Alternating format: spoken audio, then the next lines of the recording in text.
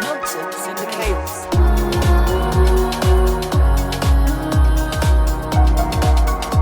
Wicked witches.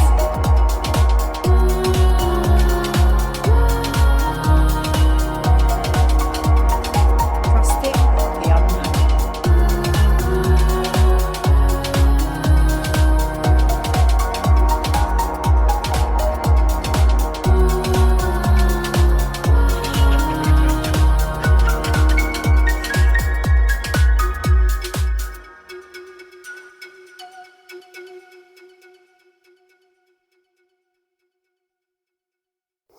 Welcome to the Nonsense in the Chaos. I'm your host, Jolie Rose. I am currently sat at my father-in-law and stepmother-in-law's house in Guernsey, and tomorrow morning I will be getting up early to fly to Jersey to go and be a celebrant for my friend's wedding, which is extremely exciting. I'm not actually ordained, if that's the right word, as a celebrant. I'm not a legal celebrant, but my friend asked me to be celebrant for their wedding last year. She just assumed that I was. I mean, she knew I wasn't legal, but she assumed I'd done it before. And I hadn't. I had been a celebrant for my friend Matthew's funeral in 2021, which his wife Heather, who's one of my best friends, he was one of my best friends, asked me to do. And that was an honour. And then, my friend Izzy asked me to be celebrant for her wedding. Not last year, the year before, I think it was. And then, or maybe it was last year. The years all blend into one nowadays, don't they? And then my friends asked me to be celebrant tomorrow. And then I'm also being celebrant at my friend who is part of the Glastonbury crew. His sister's coming to live with us this summer to do the season as a chef in one of the restaurants on the island. And in November, when she finishes here, we're going to both go over to her brother's wedding. And I'm going to be a celebrant for his wedding, which is a real honour. I really feel privileged that people are asking me to do this, because what a lovely thing to do. And I can't wait. And it's in a really special place tomorrow. It's a dolmen that Victor Hugo wrote a poem about. And in fact, actually, I'll read you the poem, because it's a lovely poem. It's called... So it's Nomen Numen Lumen, which translates as name, divinity, light. So the poem is, when he had finished, when the scattered suns, dazzled, rising from chaos on every side, had all taken their places in the deep, he felt the need to name himself to the world, and the formidable, serene being rose. He stood upright upon the shadow and cried, Jehovah! And in the immensity those 7 letters fell, and they are in the heavens our eyes reflected, above our foreheads trembling beneath their light, the 7 giant stars of the northern black sky. That's wonderful. I do like Victor Hugo. He's a good egg. He was also completely mad. He had a seance table that tapped things out, and it tapped out a new Shakespeare play, which I'm trying to get hold of, because how amazing would it be to stage an unseen Shakespeare play dictated to Victor Hugo via a seance table? Like, that needs to be made, especially by Channel Islands Theatre Company, because we are the bastard child of France and England. So yeah, I'd love to find that play and perform it. That is one of my dreams. But yeah, this dolmen is one that inspired Victor Hugo. I don't actually know the name of the dolmen. I need to find the name of the dolmen. I did have it written down, and now I don't have it written down, so I should add that into the script, or just make a note of it so that I can refer to it in the ceremony tomorrow. One of the things I'm talking about in the ceremony is your kin and kith, because the space that we're in is a dolmen next to where the bride grew up. I know the groom. I know the bride now from her being with the groom. but she's from Jersey, sorry, she's from Jersey. And the groom is an old friend of mine. And so they've been to see us in Sark quite a few times because they live nearby. Or like when they're coming back to see Grace's, the bride's family, they will come back and say hello and visit us en route. And the dolmen that we're in tomorrow is where the bride played as a child. And so the saying kin and kith, kin is your family and kith is the land that knows you. So part of the ceremony tomorrow is saying that not only are you joining here together before the people who know you, but also you're here before your kith. And you used to have the corpse path as in days of old, where when you died, your corpse would be in the coffin, led around the village to show the kith to say goodbye, so the land could also say goodbye to you. So there's something really lovely about the land bearing witness and the land witnessing you and being part of your story and like a family member. And I think that's really important and such a beautiful thing.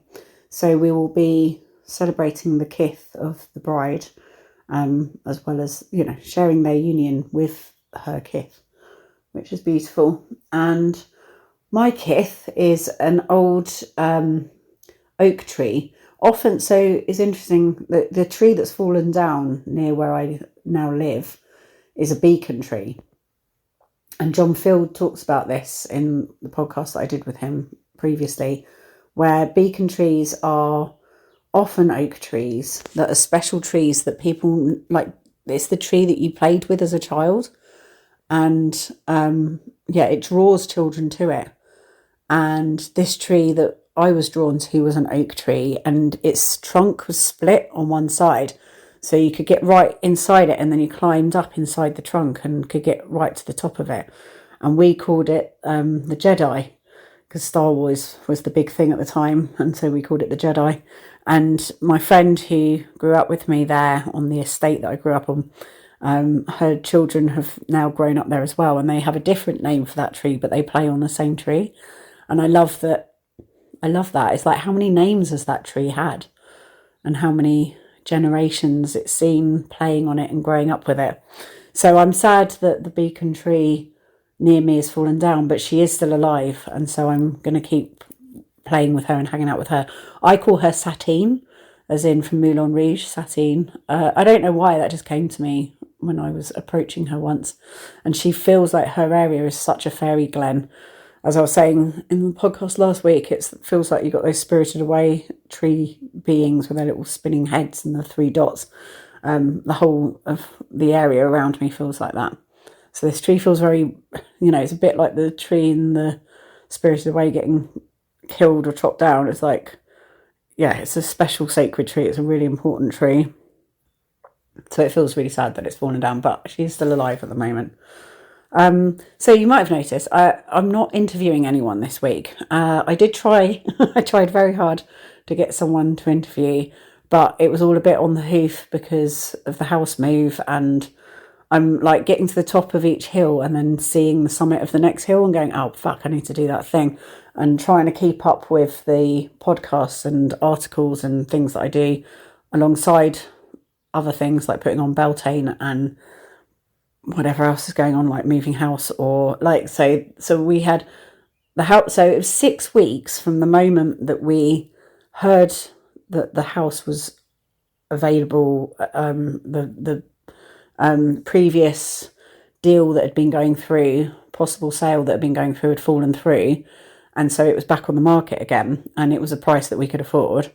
From the moment that we got told that to the moment of us signing it, and we'd already started moving in. Oh, no, actually, from the moment where we were meant to sign it was 6 weeks.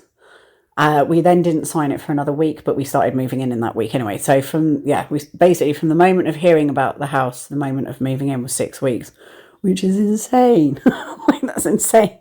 And we didn't want to start packing our house up until we knew that it was definitely happening. So we've just packed up a whole house and moved house in a week, really. It's now 2 weeks and we haven't finished it, but it's pretty, I've been kind of beating myself up that we haven't managed to get out quickly enough, but no one's moving in. So we've got leeway with that, but I also didn't want to mess anyone around and just wanted to get out as quick as possible. But I also want to make sure I leave the place in an impeccable state. And oh god, yeah, trying to do stuff with a tractor and link boxes and bikes, and it's been a nightmare. And then my darling Dizzle's put his back out. We're exhausted. We just, even coming away for the wedding, which was planned way before the house move. Like all of the stuff that's happening was planned before the house move. Like trying to pack, I've been like, oh, all right, I don't know which bag that thing is. Like, where my summer shoes, because it's suddenly become warm, so I can't wear any of the winter shoes that I've been wearing up until today, because suddenly it's boiling hot, but then obviously it's going to go cold again maybe.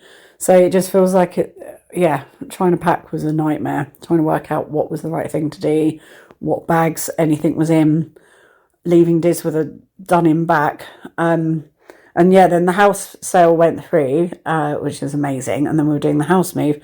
And then we'd put on loads of stuff for Easter because we'd had a whole thing with the boats where the company that does the ferries over to Sark had done a very sparse timetable this year. And we were all not really very happy about it. And for Easter, which is the start of our season, although it's particularly early this year, we were like, okay, can we have more boats? But they were like, well, only if something's happening. So we then put on loads of events, which was great. But I then had to put on all of those events last weekend. And they went really well. And the weather was amazing. And we were swamped. Like we didn't expect as many people to come to the island as we got. And like I say, because it's Easter and it's early this year, all of us just feel like we've been caught off guard. Like normally by the time the season starts and it's Easter, we're so sick of each other on the island. And we're like, oh, please, anyone other than them, because I'm so sick of seeing them.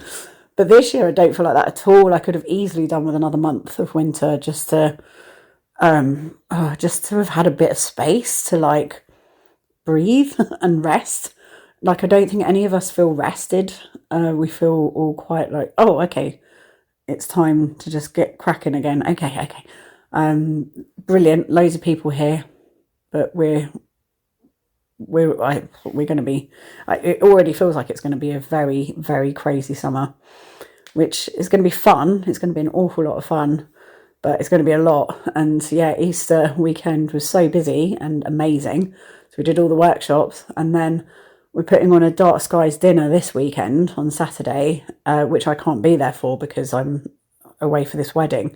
But I've had to do all the preparation for it. So I've done all the preparation and I've done the handover for my colleague and friend to take it on and run with it. But I mean, even that's kind of a bit scary because it's like, okay, I've got to trust you with this thing that's in my name. Hopefully you're going to look after it and do it well, which I trust they will. But there's always something a bit scary about doing that. But that's in their hands now.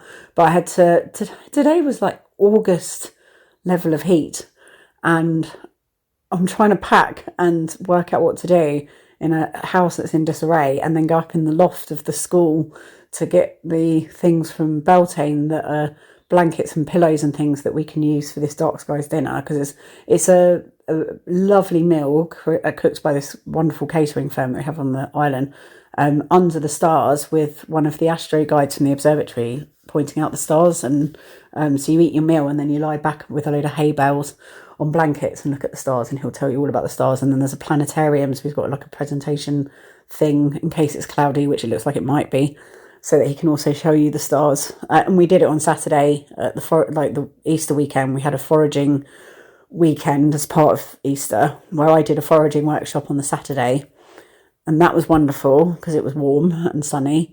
And we went out and we met the plants, and I introduced the concept of plants being beings, and we sat and spent like 3 minutes staring at a plant, and then just sitting and being with a plant. And then I asked them to draw the plant, and then start feeling like if they feel like they're a particular gender or if they're androgynous, but if any characteristics are coming through, and to make note of that. And then I asked them to develop those characteristics. Like if this was a character, if it was a being, what would they be like? What do you think their attributes would be? their personality traits, and then to draw them as a person. And that's how the Seed Sisters, who I've interviewed on this podcast, that's how they taught me sensory herbalism. And the reason I was drawn to them was because I was always talking about how I'd done an ayahuasca ceremony with a Colombian shaman in my early 20s. And, oh God, I'd love to interview him, actually. Kahuli, he's been such a great teacher in my life. It would be interesting to see if I could interview him. Probably not. I don't think he does that kind of thing. But he's a wonderful being, and he told me that people didn't just go around the Amazon randomly trying stuff out to see whether it killed them or not. They would communicate with the plant and connect with the plant, and then the plant would tell them what their healing attributes were. And that blew my mind when I heard that. I was like, what are you talking about? And I told this story for years until a friend of mine said, oh, you should check out the Seed Sisters on Instagram, because they're basically saying that the same thing. They're talking about this. I was like, really? What? Okay. And checked them out. And then I went and did their apprenticeship. And it was like I just said, that you can, and you also observe the effects that a plant has on you. So what, for example, Daisy, you think about what you feel and know about Daisy. How does that feel? Daisy is something you pick as a child. You make daisy chains. They're very playful. They're very sort of jolly. They're kind of used a lot in names and artwork and things that are to do with sort of light-hearted frivolity. And they're good for depression. They're good for eyesight. So they open in the morning and they follow the sun, and then they close in the afternoon. They're tenacious, so you can mow that lawn, but those daisies will keep coming back. And they're really good for bruising, so they will take away your bruises. So where you've been damaged and hurt, they'll take away that bruising, like arnica. So quite often the plant is telling you. It's like if you actually stop and look at what your reaction is to it, or what sense you get from it, it kind of is telling you what it's about. Stinging nettles are telling you what they're about.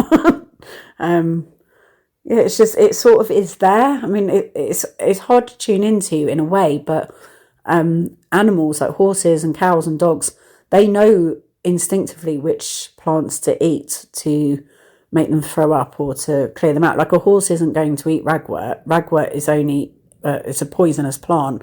The countryside that it's always being pulled up because it's poisonous. But a horse isn't going to eat ragwort. It's only because when they chop up fields and make horse feed, if there's ragwort in it, then it will get chopped up with all the rest of the stuff, and so the horses will eat it because they don't pick up that it's there, and then it will kill them. So it's not actually the ragwort's fault, and the horse will know not to eat it, but it's our farming methods that is the problem. And so I was teaching that, and teaching us to like connect with the plants in the forest. And that's a way of, when I walk through the forest, it's like I'm at a party full of people I know, and I love being with them. I love being with nettle and ivy and bramble and cleaver and navelwort and three-cornered leek and hawthorn. They're my homeboys, they're my crew. I absolutely love them. So was teaching that, and then my friend who runs the observatory then came and did a planetarium because it was cloudy, and it was brilliant. We were there for over an hour asking loads of questions, and he knows everything. He's such a geek about stars and the sky. It's so wonderful to have him on the island. He moved to Sark around the same time as me because he wanted to do astrophotography, and he's just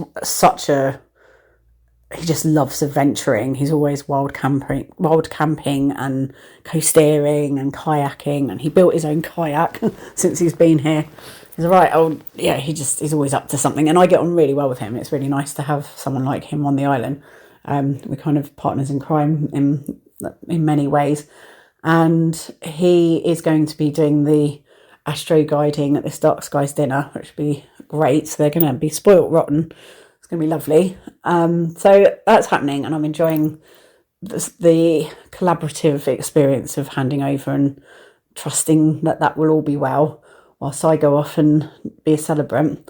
And then when I get back, it's a week, and then it's the build week for Beltane. So I also need to catch up on Beltane stuff. Like everything was in hand. I'd already done most of the legwork already. But it does feel like, okay, what's going on? So it's just mental, but it always works out. Last year I had a crazy time because it was the motion of no confidence was done on us by the millionaires the Wednesday of the week that Beltane was on. So that happened on the Wednesday, and then on the Saturday I did Beltane. So this feels like it's a bit less stressful than that.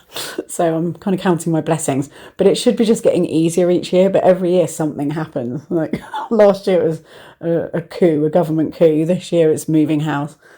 So yeah, it's awesome and amazing. But it means that this is a long way of me saying that I didn't manage to find someone to interview this week. I did have people possibly lined up, and then it didn't work out, and I didn't have the capacity to find someone else. So, and I'm now recording this just on my phone, so apologies if the sound quality is awful, but this is the best I can do on the move, on the hoof, with all that is happening. But I still wanted to talk to you and share what was going on in the world. I'm very much in love with how beautiful everything is with the sunshine. It's never been this hot in the run up to Beltane before. I'm a little bit, well, I hope, touch wood, touching some wood, I hope that it's sunny still for Beltane. But normally Beltane is the first sunny day, and it's been kind of cold and wet and wintry up until Beltane, and then Beltane's like this surprise, it's lovely and sunny, except for last year when it rained all day, even though the weather said that it wasn't raining, which was a bugger because, if it's saying it will rain till 1, or it will rain, if it's telling you when it will rain till, then you can plan around that. But it was literally telling us it wasn't raining. I was like, well, you're wrong. It was just a freak storm over Sark, so it wasn't even raining in Guernsey. So people in Guernsey were getting on the ferry to come over because they thought it was a lovely day, and they were getting to Sark and it was just raining, and it rained all day. So we now have a wet weather policy, which is good. But I'm hoping that this nice weather, it's not going to hold out because I know it's going to be wet next week, but hopefully it dips in and out and dips at the right point that it's sunny for Beltane. But today was like August. So I'm quite, every year is the hottest year you'll ever know. So each time you're thinking, God, this is so hot, I've never known a year so hot, which is already how I feel now, and it's April, it's going to be hotter.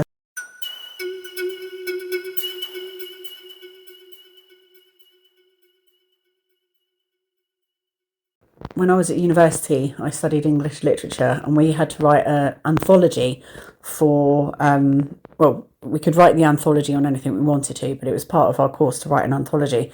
And I was with this amazing group of extremely intelligent, wonderful women. And we wrote an anthology on civilization. And my chapter was on dystopia and dystopian novels. And so I read all of the, like Brave New World, Day of the Triffids, 1984.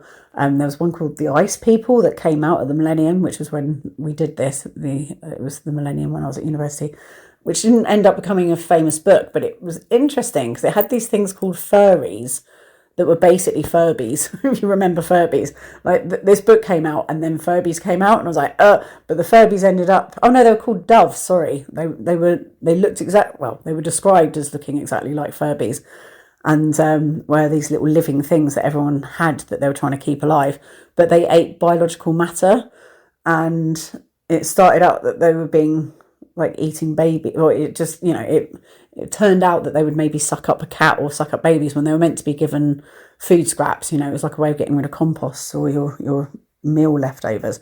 But if you left your baby on the floor, or a cat or a dog or something, sometimes they'd suck that up. But people were obsessed with their doves. And so the whole premise is this person has been captured by some wild children who are just living feral because society's gone to shit. And the children make you tell them a story before they feed you to the doves because they're obsessed with the doves. And so this guy's telling his life story, and then at the end, when he finishes the story, they then feed him to the doves. But I've never heard of this book since, but it was just really interesting because it came out and then furries came out. I was like, Furbies even. But this anthology made me realise when I was writing it that my apocalypse plan, having read all these different books, was get yourself to an island. That was the apocalypse plan. And by accident and or trusting the universe, I ended up on Sark when the pandemic happened. And when it happened and I arrived here, I was just like, oh, I've accidentally activated my apocalypse plan. And then as more stuff has unfolded and the world's gone the way it's gone, it just keeps feeling like the right place to be. And I'm missing out on things like the Arts Council and having the career as the artist, but I also feel like it's meant to be and it's the right thing to do, and I feel like I'm being taken care of. So I appreciate that that's happening, but because I'm on the island and because I'm where I am, doing the podcast and doing things where I'm reaching out to an audience online, which isn't necessarily something I would, well, it's not what I would be doing if I was still in Brighton or in the UK. I would be trying to reach out in an analogue way and connecting with, you know, the land and people around me, which I'm doing here on the island, but there's not enough people here to sustain a career as an artist. So reaching out to an international, further afield audience via the airwaves is the way for me to do it, even though that's pulling me away from being present, if you get what I mean.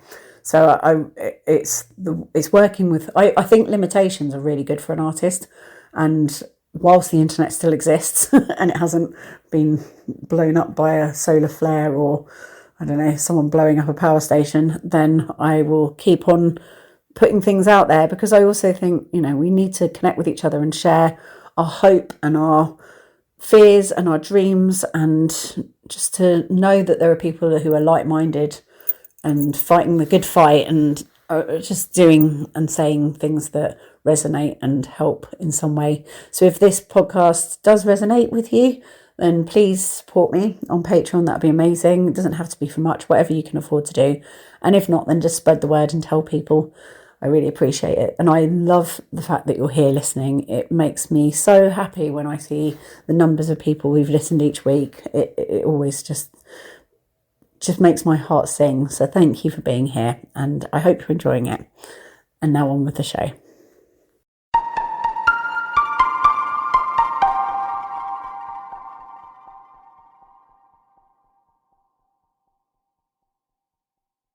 Interesting. So the rune that I've just pulled is Answers, which I don't think I've pulled before on the podcast.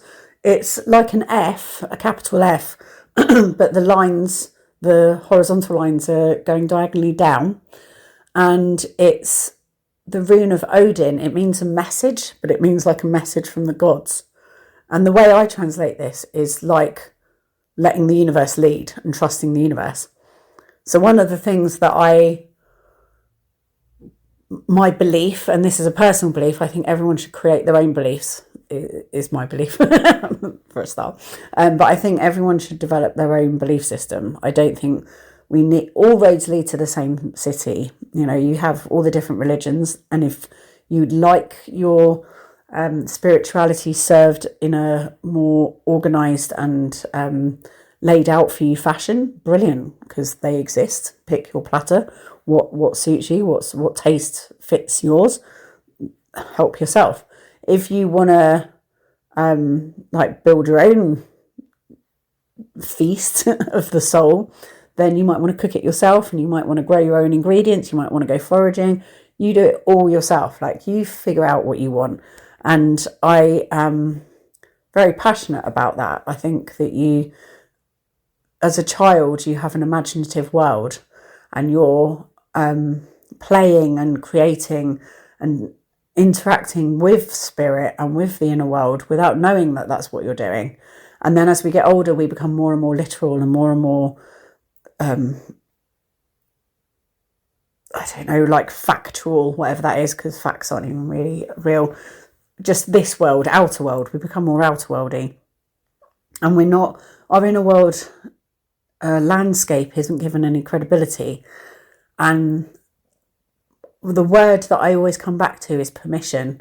Like, we need to give ourselves permission to play with our inner world and to come back to that place and know that it's valid, and know that that is what the other people are talking about. These priests and priestesses and whatever they are, like, I was about to say shamans, but I mean, yes, shamans, but what are they in synagogues? I don't know. Whatever they're called. I don't know what they're called in synagogues, or what's the other one? God, I'm so menopausal. My brain just can't think. Mosques, that's the word. I don't know. I can't think what the equivalent of priests is in those. I know I probably do know that, but I can't think of what they are at the moment. But anyone who is a spiritual leader is the only reason why they're where they are and not where you are is because they gave themselves permission. Like they said, oh, do you know what? I feel the calling. That's what they call it, isn't it? Oh, I felt the calling, and I went and did it. But that calling is you just going, oh, I feel like I can do this. Like I feel like this experience of the inner world. I give myself permission to really own that. Like actually, yeah, okay. So that does feel important. It does feel real. I think it would be the right thing for me to explore this further, go into it deeper, and also to share it and to help other people on their journey, because actually I figured it out. I figured out that I give myself permission to let this in, like the permission is there for this to be. And so I want to share that with other people and to encourage them to have the permission within themselves to let this thing in. It's the word permission is the one I keep coming back to. I can't really feel what... I don't think it's a word that a priest would use, because I think if someone wants to keep gatekeeping it, then they'll use other words that make it feel like it's the other side of a door. But the reason why I use permission is because it is just within you. The door is within you, and all you got to do is allow it to open, like give it permission to open and to step through it. And it's not even that, actually, it's that you already have stepped through it. I think the gatekeeping element is that you feel like you're meant to get from A to B, whereas what I'm talking about is you're already there. That thing that you do when you walk through a forest, or you walk that place that makes your heart sing, and when you go there you imagine stuff, and you look at that sunset and you imagine when the sun's setting in the sea it looks like a dome floating in the water, or you think that that tree looks like it might belong to the fairies, or that pattern on the wall is a face of a thing that's a being that you're friends with, or whatever it is. It's going, do you know what, that is that, and it's real, and I give it permission to be and exist. And that's what I feel like this rune means, is that it's about you going, okay, the outer world is a sign language for the inner world. Like if you want to know whether you're a good person or an interesting person or a creative person or an exciting person, is don't sit there navel gazing and thinking about yourself. Look up and look around you. Are you surrounded by exciting, inspiring, creative, fabulous people? And do they like you? Are they like, you're fucking awesome, you're great. If they are, and that's there, and you are surrounded by that world, then that is the energy you're putting out there. If you're not, there's nothing wrong with you. There's nothing wrong with that. It might be that you're hankering after something that isn't the world it's not really your world. You think it is. It might be what you want. Like if you want to be an influencer on Instagram, but you haven't got many followers, or something like you want to be, I don't know, you want to be rich and successful, but you're serving fries in McDonald's, whatever it is. I'm not saying that you can't change your lot in life. Like obviously you can. But what I am saying is that you create your world. Like the outer world is created by your inner world. So you can see it at the moment with Trump. Trump is possibly senile, but definitely not a well-being. You know, he's not well in himself. He's full of ego. He's full of fear. He's toxic as fuck. And look at the result of the world that he's in. You know, if he was not that person, then the world he's creating wouldn't look the way it looks. The world looks the way it looks right now because his inner world looks like that. So there's an element of sympathy to have for him, because this is what he's like inside. He has to live with this all the time. Also, not okay for him to be doing this to the world. But if he wasn't like that, the world would not look like this. And that's a very clear example of it. And it's the same with you and your world. Your world looks the way it is because of what's going on the inside. If the stuff on the outside is not a world that you like, then what it's not that it's all your responsibility. Like, I definitely feel like with all these things, there's an element of oh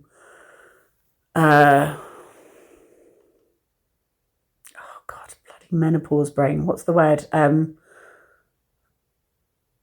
God, it keeps privilege. God damn it. Thank God. Right, privilege. There's an element of privilege. So obviously, if you've just been trafficked, or you're a child in a sex ring, whatever it is that is the most horrific things that could be happening to you, obviously you're not creating that. That's not something you've created. There are awful things that can happen in the world. There is an element of, within that situation, like you could have siblings in a situation that's awful, and also you could have siblings in a situation that should be very privileged and amazing, and one of them excels and glows and grows from that situation, and the other one absolutely doesn't. Or like in a horrific situation where you're not ever going to glow or grow from it, you could still keep faith or keep some hope and keep integrity and be, a believer or a stand for good. Or you could go, do you know what, I'm just going to fucking be dark as fuck, and this is it, I'm corrupted, and I'm going to do everything I can to destroy. It can rot you.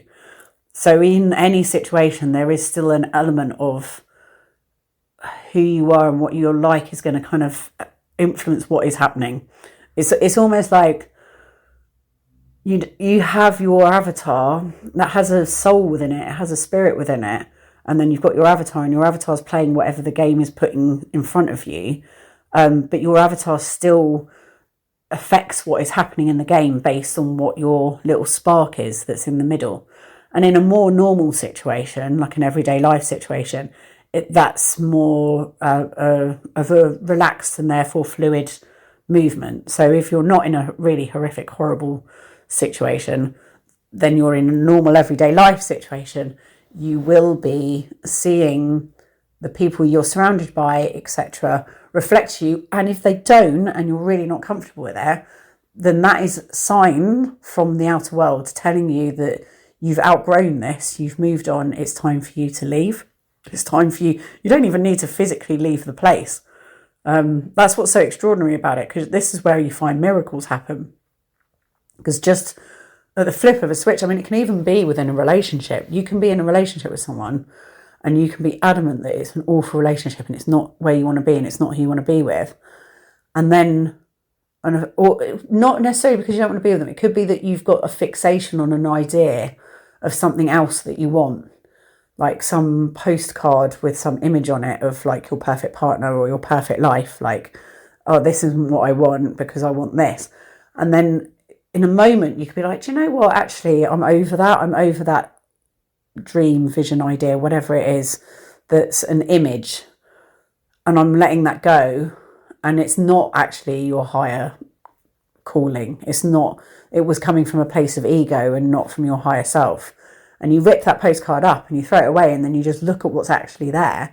And you're like, oh, actually, this person I've been with has stood by me through thick and thin, and is got really pure love for me, and is someone that I want to be with. That happened in the early days of me and Diz when I first I first met him, and we slept with each other a couple of times. I was sort of seeing someone else as well. It was a bit, we were all just, it was all very casual.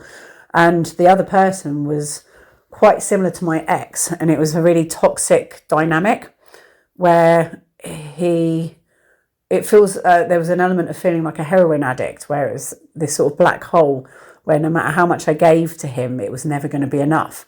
And it was because he was similar to my ex, it was almost like an addiction that I was used to.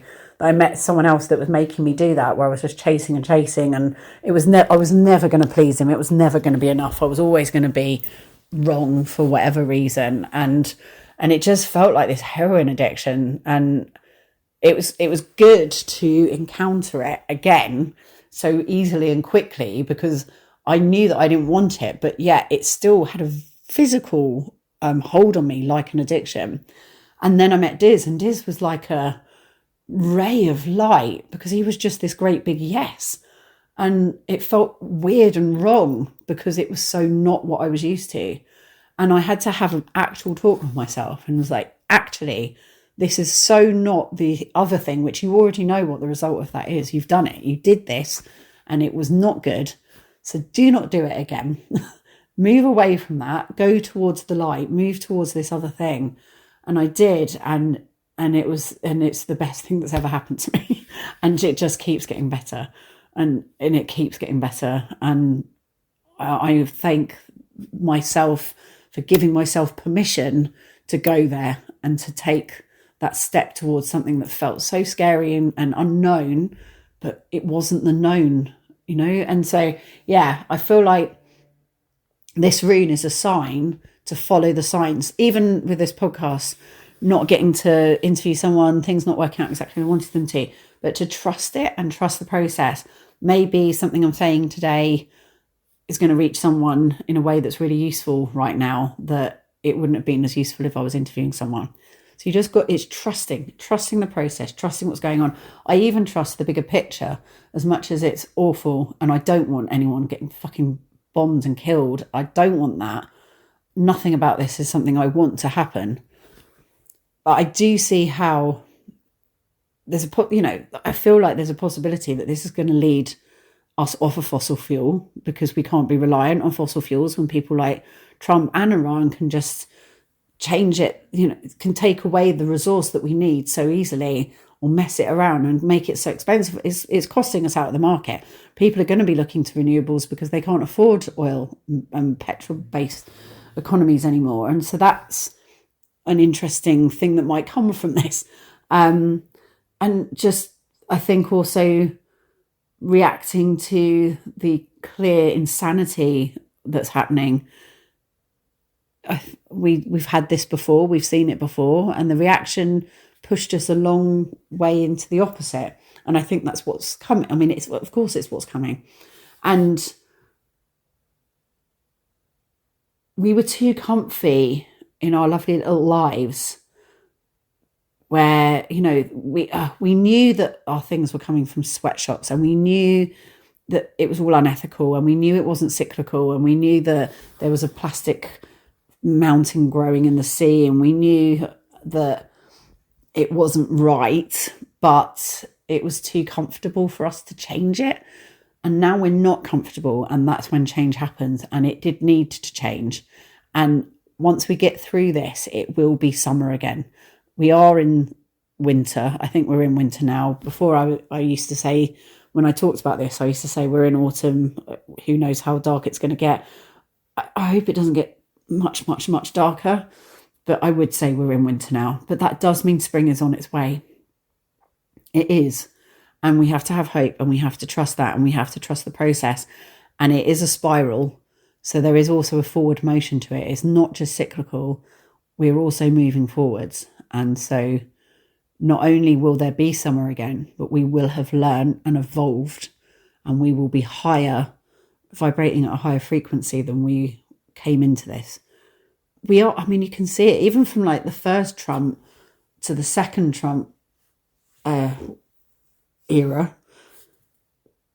We've moved on. Like there is so much that's going to be unpicked from this, and people will pay in terms of, all the stuff that's been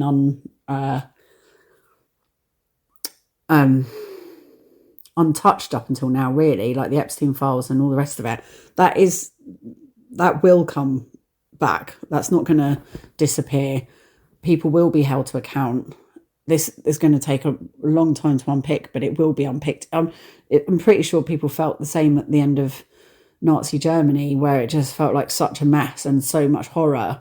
And how do we unpick this? But it did, and they did. And there was a good 50 years of justice served. And then we forgot, and we went into this other cycle, and that's the human way. And we do it individually as well. We make the same mistakes again and again. But I do feel like we make them maybe less. Like with Diz, we do learn from them as well.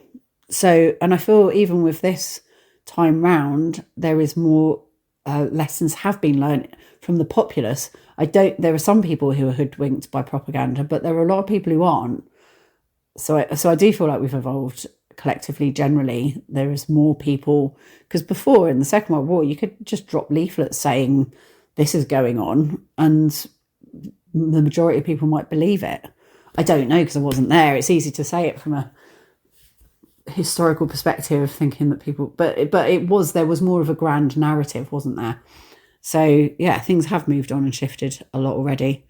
But trust, that's what this rune is saying. I'm not saying necessarily this is the given thing, but it's the way I live my life. It's up to you how you live yours, but this is my own little permission belief system that I have, is to trust the process. And since doing it, taking that fool's leap and trusting the universe, it has been an experience of sometimes when you fall, you fly. And even with everything that's going on in the world, life just keeps becoming more and more exceptional because I'm giving it permission to, is how it feels. So it's an offering of, it's not advice, because who knows? I honestly don't know, but it is something that I am benefiting from myself. It might be of a benefit to you. Who knows? I do not know. I only can share insight from the perspective that I'm coming from. But we're all parallel universes, and everyone's universe is different. So take from it what you will. But now for a chaos crusade.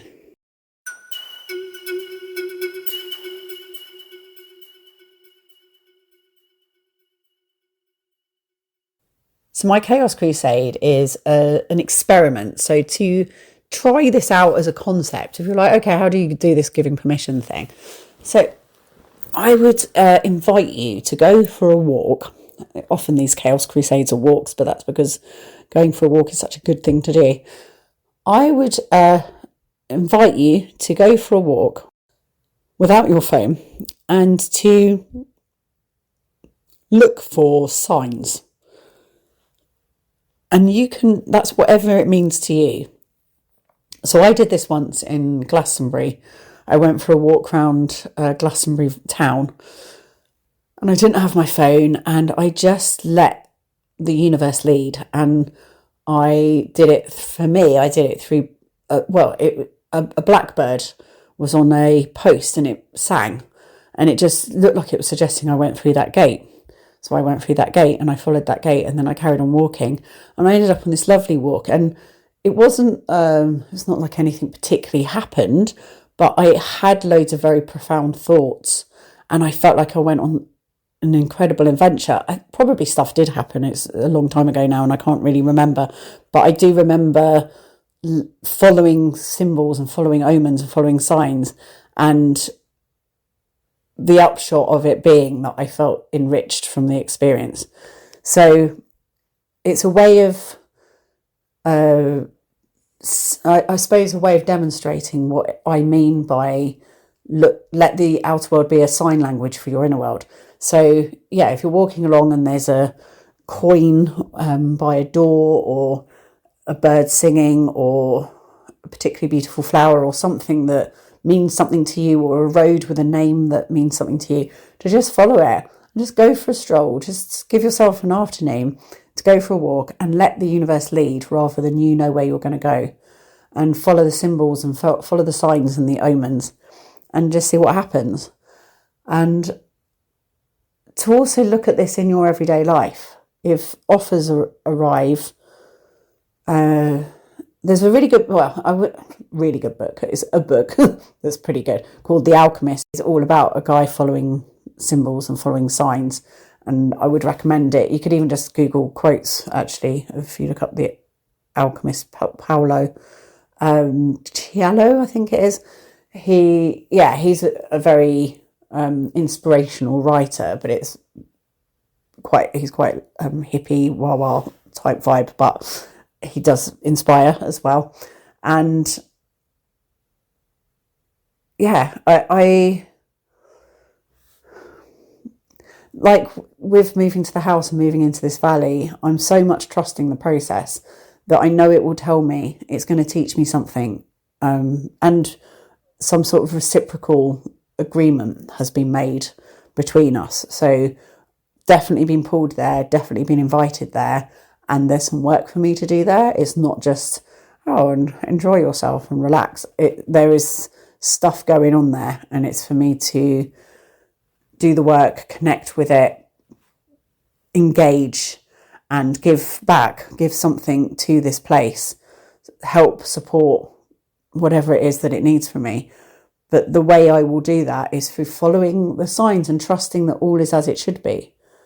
And that's what I am trying to express. And it's something that you can take or leave. You know, everyone has their own way of being. But for me, the moment that I stopped planning and thinking about what things should be like and how I wanted my life to be, and my 6-year plan and my 3-year plan and my 1-year plan and all of these ways of being that I used to be like so much and like so ambitious, and I was going to be somebody, and I'm not. I'm a mad witch in a valley, and I'm happy with that. Really happy with that. It's exactly where I should be. I don't feel like I should be anywhere else. And I definitely get FOMO. I look at, Bryony Kimmings, there's a theatre maker called Bryony Kimmings, and she literally just makes theatre shows that feel like they're shows that I should have made. And her recent one is called Bogwitch, which is my freaking nickname. It's like, what? All right, it's not that uncommon a word, but it's so weird that this person who is sort of having the theatre career that I should have had, or was what I imagined I was going to have in my head, has actually used my nickname for a show. It's called Bogwitch, and that blows my mind. And I hadn't thought about her or looked at her for ages, and I was like, I wonder what she's up to, in a sort of this, torturing yourself type way, or you kind of hoping that she wasn't doing very well. One of those awful things where you sort of don't want someone to be successful.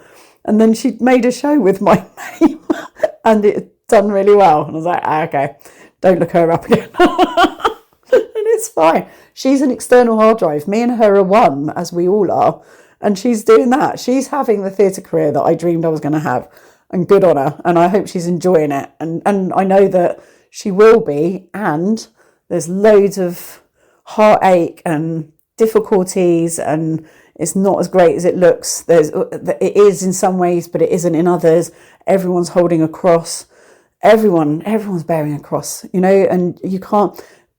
Comparison is the thief of joy.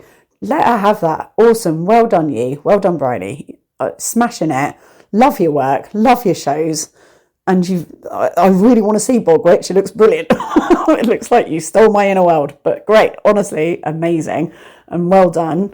And I'm probably living a life that she would dream of having, where I'm actually living the life that she's in her work. It is what she's seeking. It's the thing that she's seeking, which is peace and happiness and contentment. And yeah, I am content. And then with all humans, there are elements of us that aren't content. And we all are, oh God, what? But it's just trust that you're in the right place, doing the right thing, and all is as it should be. And it's a real relief to let that happen. And it doesn't mean you'll be doing it 24 hours a day, 7 days a week. You'll dip in and out of it. But that journey is to keep working on that, is keep working on trusting that it's all as it should be. This is the role that you came here to play. This is the life and the storyline that you came here to play. It's just a game. It's just a storyline. You're playing your part.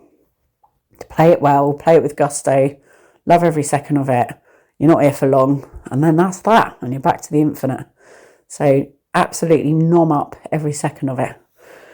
And I'm doing that in a bite-sized, moment-to-moment, oh my God, what am I going to be doing next situation, like right now. So thank you for being here. I really appreciate you supporting me and listening. I'm glad that I have had the ability to still make a podcast, and I'll hopefully manage to get this edited and out in time. But thank you for being here. Love you guys, and I shall see thee anon.